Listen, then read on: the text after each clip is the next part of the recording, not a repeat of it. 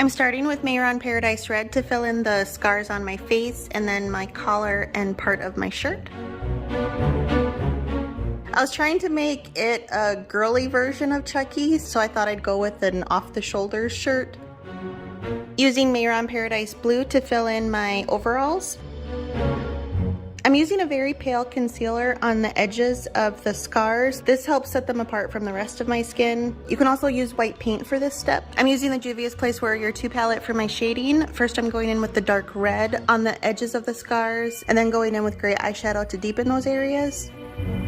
I'm then using black and gray eyeshadows to create shadows where my clothing would be. So since the collar's on top of my skin, there would be a shadow underneath that. Since the overall's on top of my skin and on top of my shirt, there'd be shadows underneath that. I was waiting to do the stripes on my sleeves for as long as possible to try to prevent it being a mess. I don't know how people put details on their arms and continue to paint. If what is on my arm doesn't match what is on my chest, they mush together. I'm not gonna lie, it looks kind of messy. Using a NYX Epic Ink eyeliner to outline.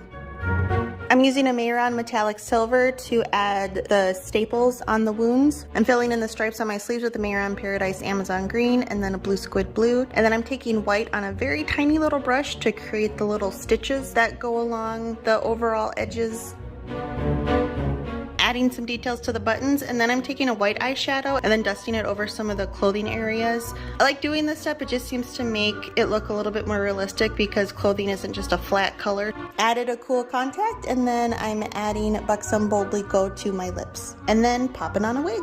And this is the finished look. I hope you enjoyed this tutorial. If you did, please give it a like. If you want to see more face paint, you can follow me on Instagram at Nini__Marie, or please consider subscribing to this channel. Thank you so much for watching. I'll see you next time.